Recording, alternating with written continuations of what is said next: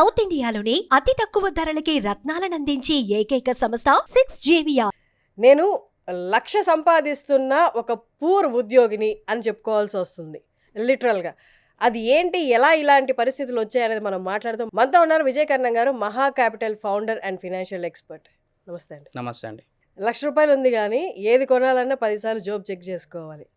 అట్లా వచ్చిందో జీతం ఇట్లా వెళ్ళిపోయింది, అంతే కథ ఆవిరైపోయింది. కరెక్ట్. ఏంటి ఈ పరిస్థితి? హైదరాబాద్ టైర్ 1 సిటీస్లో వాళ్ళందరి పరిస్థితి ఇదే. ఎగ్జాక్ట్లీ. నేను రెగ్యులర్గా అబ్జర్వ్ చేస్తున్నది కానీ, లేకపోతే నా క్లయింట్స్ రిలేటెడ్ కానీ, నాకు వస్తున్న క్వైరీస్ గురించి మాట్లాడుతున్నప్పుడు నేను అబ్జర్వ్ చేసింది ఒకటి, మనకి ₹1,00,000 ఉన్నా సరే పేదవాళ్ళు ఎక్కువ అవుతున్నారు. ₹1,00,000 తక్కువ సంపాదిస్తున్న వాళ్ళు బాగానే ఉన్నారు, ₹1,00,000 కంటే ఎక్కువ సంపాదిస్తున్న వాళ్ళు బాగున్నారు. కానీ ₹1,00,000 జీతం ఉన్న వాళ్ళు మాత్రం డెఫినెట్గా పేదవాళ్ళు అవుతున్నారు. డౌన్ ద లైన్ 10 years తర్వాత ఇంకా పేదరికంలోకి వెళ్ళిపోతారు. ఎందుకు అని ఈ మాట చెప్తున్నాను అంటే, 1 lakh శాలరీ అనేది అందరి డ్రీమ్. అంటే ఎవరైతే 50,000 30,000 శాలరీస్ సంపాదిస్తున్నారో ఈరోజు 1 lakh వస్తే నేను అది చేస్తాను, ఇది చేస్తాను, అది కొంటాను, ఈ సేవింగ్స్ చేస్తాను, ఇన్వెస్ట్మెంట్ చేస్తాను, లేకపోతే ఈ కార్ కొంటాను అనేసి అనుకుంటారు. కానీ ఈరోజు 1 lakh హైదరాబాద్ సంపాదిస్తున్న వాళ్ళు మాత్రం అందరు పేదరికంలో ఉన్న వాళ్ళే అని కన్సిడర్ చేయొచ్చు. ఎందుకు అంటున్నానంటే, ఒక 30 years లేకపోతే ఒక 35 years ఒక పర్సన్ హైదరాబాద్లో ఒక ఫ్యామిలీని మెయింటైన్ చేస్తున్నారు అంటే 1 lakh శాలరీ కూడా సరిపోవట్లేదు వాళ్ళకి. మీకు ఎగ్జాంపుల్ చెప్తాను. ఒక 1 lakh శాలరీ ఉంది అంటే అతనికి ఒక రెంట్ 20,000-25,000 రూపీస్ ఉంటుంది. సో అతని నెట్ ఎంత ఇప్పుడు ఉన్నట్లు 70,000-75,000. దీంట్లో వాళ్ళ పిల్లలకి ఎడ్యుకేషన్ ఫీజు 10,000-15,000, గ్రాసరీస్ 10,000.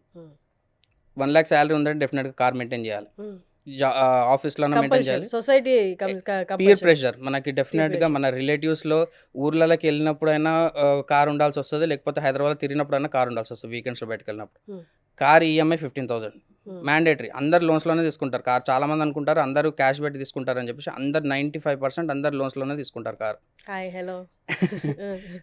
15,000 మినిమం. 15,000 మనకు ఇప్పుడు నెట్ ఎంత వచ్చినట్లు, ఆల్మోస్ట్ 60,000 వరకు వచ్చినట్లు అప్రాక్సిమేట్గా. 60,000లో ఇంకా ఏం ఖర్చులు లేవంటే ఇంకా చాలా ఖర్చులు ఉన్నాయి. మనకు అమెజాన్ ఉంది, జొమాటో ఉంది, స్విగ్గీ ఉంది, పండగలు ఉన్నాయి.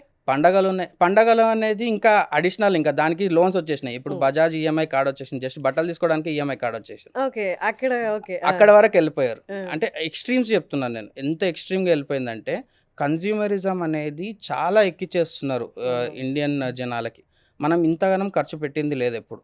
అంటే ప్రశాంతంగా ఉండనివ్వట్లేదు. ప్రతి వీకెండ్ ఒక సేల్ పెడుతున్నారు అమెజాన్, మింత్రా, ఫ్లిప్కార్ట్ వీళ్ళందరూ. Their job is to sale. అంటే వాళ్ళు సేల్కి పెట్టడానికే వాళ్ళు బిజినెస్ చేస్తున్నారు. కానీ మనం ఏం చేస్తున్నాం అనేది మనకి ఇంపార్టెంట్. ఒక చిన్న ఎగ్జాంపుల్, మీరు అమెజాన్ అన్నగా ఒక చిన్న ఎగ్జాంపుల్ చెప్తాను. అమెజాన్లో ఐఫోన్ రేట్ ఎంత అండి? ఏదైనా సరే ర్యాండమ్ ఏదైనా సిరీస్ లేటెస్ట్ అయితే లక్షల్లోనే ఉంది, 1,20,000, 1,30,000. ఎగ్జాక్ట్ నెంబర్ ఎవరు చెప్పరు. ఎందుకు చెప్పారు చెప్పాలా? ఈఎంఐస్ అందరికి ఐడియా ఉంటుంది. ఇది ఎవరు చెప్పరు. అంటే రేట్ తెలియదు కానీ నెలకి ఎంత కడతారు. ఎగ్జాక్ట్లీ మనం అందరం ఇదే ట్రాప్లో ఉన్నాం. ఐఫోన్ 70,000, 80,000, 1 lakh, 1.5 lakh ఇన్ని సిరీస్లు ఉన్నాయి కదా. ఇది ఎవరు గుర్తుపెట్టుకోరు. మంత్లీ 3,000, మంత్లీ 5,000, మంత్లీ 10,000 అనేది చూస్తారు. ఇది అంతా చేసింది ఎందుకు? అమెజాన్ వాళ్ళు ఎక్కువ సేల్స్ చేయడానికి. ఆ ట్రాప్లో అందరం పడ్డాం. ఎగ్జాక్ట్లీ. అంటే ప్రోడక్ట్ కంటే ముందు హైలైట్ కింద దీని ప్రైస్ ఇది, కానీ మీరు నెలకి ఇంత కడితే సరిపోతుంది. ఎగ్జాక్ట్లీ. మీరు న్యూస్ పేపర్ కటింగ్స్లో చూసినా, న్యూస్ పేపర్ అడ్వర్టైజ్మెంట్లో చూసినా, టీవీ అడ్వర్టైజ్మెంట్లో చూసినా 3,999 రూపీస్ ఓన్లీ పర్ మంత్ అని పెడతాడు. అది 36 months ఉంటుంది. అంటే 3 years. ఒక ఫోన్ కొనికి 3 years వెయిట్ చేయాలి మనం. 3 years తర్వాత మనది అవుతుంది. 3 years తర్వాత మన ఫోన్ అయినా సరే అది ఓల్డ్ మోడల్ అయిపోతుంది, అప్పటికి మళ్ళీ కొత్త వెర్షన్ వస్తుంది. సో మనని ఇది ఒక విషియస్, మనకు ఒక సర్కిల్లో పెట్టేస్తారు, ఒక లూప్లో పెట్టేస్తారు. కంటిన్యూస్గా మనం ఈఎంఐస్ కట్టుకోవాలి, దానికి వచ్చే ఇంట్రెస్ట్లు కట్టుకోవాలి, మళ్ళీ కొత్త ప్రోడక్ట్స్ కొనాలి. సో ఇది ప్రాసెస్. మనం ఇంతకుముందు చెప్పుకున్న డేటా ప్రకారం చూసుకుంటే 60,000, 50,000 మిగిలింది అనుకుంటున్నాం కదా. 50,000లో కూడా ఇంకా అతనికి ఏం రిలీఫ్ ఏమి ఉండదండి. కారు, పెట్రోలు, పిల్లల ఎడ్యుకేషన్ ఇదంతా అయిపోయిన తర్వాత వాళ్ళ పేరెంట్స్ని కూడా చూసుకోవాలి వాళ్ళు, మెడికల్ ఎక్స్పెన్సెస్. ఎగ్జాక్ట్లీ. అట్లీస్ట్ 10,000, 15,000 అన్న వాళ్ళ ఇంటికి పంపించాలా. ఇదంతా అయిపోయిన తర్వాత వాళ్ళకి జస్ట్ మిగిలేదు 10,000 మాత్రమే, మ్యాక్స్ టు మ్యాక్స్ 10,000. నేను చాలామందిని చూసాను, అసలు 10,000 కూడా మిగలట్లేదు. కరెక్ట్. అంటే 1 lakh ఎక్కడ, 10,000 ఎక్కడ, జీరో సేవింగ్స్ ఎక్కడ? మేము యాజ్ ఎ ఫినాన్షియల్ డొమైన్లో ఉన్న వాళ్ళం మేమేం చెప్తామంటే, అట్లీస్ట్ 30-40% మీరు సేవ్ చేయండి. సేవ్ చేస్తే అట్లీస్ట్ ఒక 5 years 10 years తర్వాత మీకు దాని నుంచి వచ్చే బెనిఫిట్స్ మీకు మీ శాలరీకి ఆల్టర్నేట్గా ఉంటాయని చెప్తాం. అంటే సేవ్ చేయడానికి కూడా సార్, అంటే ఇప్పుడు కోరికలు అదుపులో పెట్టుకుందాం అన్నా కూడా సేవ్ చేయలేని పరిస్థితి. కరెక్ట్. రేట్లు అలా ఉన్నాయి. హైదరాబాద్లో ట్రావెల్ చేయడానికి రోజుకు పెట్రోల్ 1000 రూపాయలు అవుతుంది, 500 నుంచి 1000 రూపాయలు. ఎగ్జాక్ట్లీ. ఇంకా ఏ అంటే ఎక్కడ సర్దుబాటు చేయాలి, ఎక్కడి నుంచి సేవింగ్స్ చేయాలి అర్థం కావట్లేదు అసలు. ఒక ఒక చిన్న ఎగ్జాంపుల్ చెప్తాను. మీరు చెప్పిన దానికి ఎక్స్టెన్షన్ ఇంకో ఎగ్జాంపుల్ చెప్తాను. టైర్ 2 సిటీల నుంచి ఒక ఒక క్లయింట్ మాట్లాడారు. వాళ్ళతో నేను ట్రావెల్ చేస్తున్నాను. లాస్ట్ 6 మంత్స్ నుంచి ట్రావెల్ చేస్తున్నాను. మీరు గెస్ చేయగలుగుతారా? అతని సాలరీ 25,000 కానీ ఎవ్రీ మంత్ 10,000 సేవ్ చేస్తున్నాడు అతను. టైర్ 2 సిటీస్ అంటే మన విజయవాడ ఇవన్నీ వస్తాయి. చాలా చిన్న, విజయవాడ కూడా కాదండి, ఇంకా చిన్నవి. ఓకే, మనకి టౌన్స్ అనుకుందాం. టౌన్స్ టైర్ 2 టౌన్స్ అనుకుందాం. టౌన్స్లలో జాబ్ చేస్తున్న వాళ్ళకి 25,000 శాలరీ అయితే మినిమం ఉంటుంది. 25,000 మినిమం ఉంటుంది కదా, కొంచెం ఎడ్యుకేటెడ్ ఉన్న కొంచెం వాళ్ళకి. వాళ్ళు 10,000 సేవ్ చేయగలుగుతున్నారు. కానీ హైదరాబాద్లో మనం ఇంత చదువుకొని కూడా మనం ఒక 10,000 సేవ్ చేయలేకపోతున్నాం.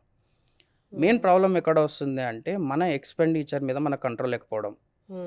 మనం అందరము ఒక ఎమోషనల్గా ఒక ప్రోడక్ట్ కొని దాన్ని జస్టిఫై చేస్తాం లాజిక్తో. మనం ఎప్పుడు అదే తప్పు చేస్తుంటాం. అంటే ఇప్పుడు ఈరోజు ఒక కార్ కొనాలనిపిస్తుంది. కార్ కొన్న తర్వాత ఈ కార్ మ్యాండేటరీ ఈ సొసైటీలో ఉండడం అనేసి మనం అనుకుంటాం. కానీ అది మ్యాండేటరీగా కాదా అనేది మనకు తెలుసు. క్యాబ్లో కూడా మనం వెళ్ళొచ్చు. కానీ కారు 20 lakhs కావాలి, మనకు 5 lakhs కార్ అవసరం లేదు. కారు కొనడం ముఖ్యం కాదు, ఏ కారు కొనడం ముఖ్యం. ఎగ్జాక్ట్లీ. ఇప్పుడు ఆల్రెడీ 10 lakhs కార్ ఉంది అంటే 20 lakhs కార్కి వెళ్ళాలి. ఈఎంఐ అయినా సర్లే పర్లేదు, కానీ 20 lakhs కార్ కావాలి. సో ఇదొక విషయస్ సైకిల్. దీని నుంచి మనం బయటపడాలి అంటే డెఫినెట్గా ఒక 6 months నుంచి 1 year ప్లాన్ డెఫినెట్గా ఇంపార్టెంట్. వాళ్ళు బడ్జెటింగ్ అనేది ఖచ్చితంగా చేసుకోవాలి. మీకు వస్తున్న 100 రూపీస్లో డెఫినెట్గా 50-30-20 రూల్ అని మనం రెగ్యులర్గా ఇంటర్నెట్లో చూస్తుంటాము. అట్లీస్ట్ ఒక 20-30% మీరు సేవింగ్స్ చేయమని చెప్తారు అందరూ. అది చేయడం చాలా కష్టం, నేను ఒప్పుకుంటాను. కానీ మీరు ఈరోజు ఆ ప్రాసెస్ స్టార్ట్ చేయకపోతే డెఫినెట్గా ఇప్పుడు ఐటీస్లో పనిచేసిన వాళ్ళు కానీ, సాఫ్ట్వేర్స్లో పనిచేస్తున్న వాళ్ళు కానీ, లేకపోతే ఎవరైతే ప్రైవేట్ ఎంప్లాయీస్ ఉన్నారో 40 years 45 years తర్వాత వాళ్ళ కెరీర్ గ్రోత్ ఆగిపోతుంది. వన్స్ వాళ్ళ కెరీర్ గ్రోత్ ఆగిపోయింది అంటే వాళ్ళ శాలరీ అక్కడనే ఆగిపోతుంది. ఆగిపోయిన తర్వాత వాళ్ళకి ఇన్కమ్ సోర్సెస్ అన్నీ తగ్గిపోతాయి. అప్పుడు ఈ రోజు మీరు ₹1,00,000 సంపాదిస్తున్నా కానీ 45 years తర్వాత డెఫినెట్గా అందరూ పేదరికంలోనే ఉంటారు. ఇది ఫస్ట్ థింగ్. సెకండ్ థింగ్, అందరూ యూఎస్తో కంపేర్ చేసుకుంటారు. మన హైదరాబాద్లో కల్చర్ ఎట్లా ఉంటుందంటే యూఎస్లో కూడా ఇట్లానే ఉంటుంది ఎకానమీ, అన్ని క్రెడిట్ కార్డ్స్ మీద రన్ అవుతుంది అని చెప్పేసి.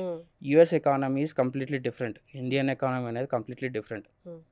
ఇండియన్ ఎకానమీ నిలబడ్డది ఇండియన్ హౌస్ హోల్డ్ సేవింగ్స్తోనే. మన కోవిడ్లో కూడా ఇంతమంది చాలామంది ఫినాన్షియల్ బ్రేక్డౌన్ కాకుండా కాపాడింది ఓన్లీ మన సేవింగ్సే. యూఎస్లో అట్లా కాదు, యూఎస్ డెట్ మీద బిల్డ్ అవుతున్నది ఎకానమీ. అది వాళ్ళకి ఎన్ని $trillions లోన్స్ ఉన్నా సరే వాళ్ళ కంట్రీ రన్ అవుతుంది. మన ఇండియన్ ఎకానమీ అట్లాంటిది కాదు. ఒకసారి బబుల్ బర్స్ట్ అయింది లేకపోతే ఒక ఫినాన్షియల్ బ్రేక్డౌన్ వచ్చింది అంటే డెఫినెట్గా అందరు జీరో నుంచి రావాలి, లేకపోతే ఇంకా నెగిటివ్లోకి వెళ్ళిపోతారు. దాని నుంచి మళ్ళీ రికవర్ కావడానికి 5 years 10 years టైం పడుతుంది. మీరు నమ్ముతారా, నాకు ఇప్పటికీ ఒక 55 years 60 years ఉన్న వాళ్ళు జాబ్ ఆపర్చునిటీస్ ఉన్నాయన్న కాల్స్ కూడా వస్తాయి ఒక్కొక్కసారి. వాళ్ళకి ప్రైవేట్లో జాబ్స్ ఎవరు ఇవ్వరు. సో 50-60 years ఉన్న వాళ్ళకి జాబ్స్ ఎవరు ఇస్తారు? కానీ వాళ్ళకి ఇన్కమ్ సరిపోవట్లేదు. అంటే ఇదంతా ఎక్కడ ప్రాబ్లం వస్తుంది? వాళ్ళు ముందే ప్లాన్ చేసుకోలేదు. వాళ్ళ రిటైర్మెంట్ ప్లానింగ్ ప్లాన్ చేసుకోలేదు. వాళ్ళు ప్లాన్ చేసుకున్నందుకు ఈరోజు వాళ్ళు జాబ్స్ కోసం చూస్తున్నారు. 60 years అప్పుడు వాళ్ళకి ఇన్కమ్ సరిపోకపోతే వాళ్ళ పరిస్థితి ఏంది? ఒక చిన్న హెల్త్ ఎమర్జెన్సీ వస్తే వాళ్ళ పరిస్థితి ఏంది? ఈ విషయం ఎవరు మాట్లాడారు? ఇన్వెస్ట్మెంట్ ఇక్కడ చేయండి అక్కడ చేయండి అంతా సెకండరీ. అసలు ఫస్ట్ మీరు సేవింగ్స్ చేయాలి. సేవింగ్స్ చేసిన తర్వాత ఇన్వెస్ట్మెంట్ చేయాలి. సేవింగ్స్ ఇన్వెస్ట్మెంట్స్ కూడా చాలా డిఫరెన్స్ ఉంది. సేవింగ్స్ అంటే మన ఫస్ట్ 1 yearకి నెక్స్ట్ 2 yearsకి కావాల్సిన రిక్వైర్మెంట్స్ పక్కకు పెట్టుకోవడం సేవింగ్స్. దాని నుంచి ఇంకా ఎక్సెస్ అమౌంట్ ఉంటే అప్పుడు ఇన్వెస్ట్మెంట్ చేయాలి. అండ్ ఇంకొక పిరమిడ్ ఎగ్జాంపుల్ చెప్తాను. సో మనం అందరం జనరల్ పబ్లిక్ని ఒక పిరమిడ్లో పెడితే ఒక 3 categories 4 categories మనం డివైడ్ చేయొచ్చు. ఫస్ట్ కేటగిరీ బేస్ ఎక్కువ బ్రాడర్ సెక్షన్ ఇండియాలో ఉన్న కేటగిరీ ఏంది అంటే పూర్ కానీ చారిటీ కానీ. అంటే వాళ్ళు కంప్లీట్ పూర్లో ఉంటారు, స్లమ్స్లో ఉంటారు. వాళ్ళకి ఎటువంటి ఇబ్బంది ఉండదు, ఎందుకంటే వాళ్ళ లైఫ్ స్టైల్లో వాళ్ళు ఎటువంటి అప్గ్రేడ్ అవసరం అనుకోరు. వాళ్ళకి ఏదైతే డైలీ వేజెస్ ఏదో వస్తుందో దాంతోనే వాళ్ళ లైఫ్ లీడ్ చేసేస్తారు. వాళ్ళతో ఎవరికి ఏం ప్రాబ్లం. కానీ దాని మీద ఉన్నది ఏది, మనకి హ్యాండ్ టు మౌత్ అనే ఒక కేటగిరీ ఉంటుంది. దానికంటే పైన కంఫర్ట్ అనే కేటగిరీ ఉంటుంది. దాని మీద లగ్జరీ అనే కేటగిరీ ఉంటుంది. సో ఈచ్ కేటగిరీ ఒక్కొక్కసారి ఎక్స్ప్లెయిన్ చేస్తాను. హ్యాండ్ టు మౌత్ అంటే జాబ్ ఎంప్లాయర్స్ ఎవరైతే ఉంటారో, మనం ఈరోజు శాలరీ తీసుకొస్తేనే మనకి నెక్స్ట్ మంత్ గడుస్తుంది. వీళ్ళు హ్యాండ్ టు మౌత్. దాని మీద కేటగిరీ ఏంటంటే కంఫర్ట్. నేను ఒక 6 మంత్స్ 1 ఇయర్ నేను బ్రేక్ తీసుకున్నా కానీ కెరీర్ బ్రేక్ తీసుకున్నా కానీ నా ఫినాన్షియల్ ప్లానింగ్కి ఎటువంటి ఇబ్బంది లేదు అనుకునే వాళ్ళు కంఫర్ట్ కేటగిరీ. లగ్జరీ అంటే జనరేషనల్ వెల్త్. వీళ్ళు ఈ తరం వాళ్ళు ఎవరేం పని చేయకపోయినా సరే నెక్స్ట్ 2 తరాలు కావాల్సినంత వెల్త్ ఉంది అనుకున్న వాళ్ళు లగ్జరీ కేటగిరీ. సో ఇంతకుముందు 1 lakh శాలరీ అనేది కంఫర్ట్లో ఉండే. అంటే 1 lakh శాలరీ వచ్చింది అంటే వీళ్ళు ఎటువంటి తప్పులు చేసినా సరే ఆ 1 lakh అమౌంట్లో కొట్టుకుపోయేది అనమాట.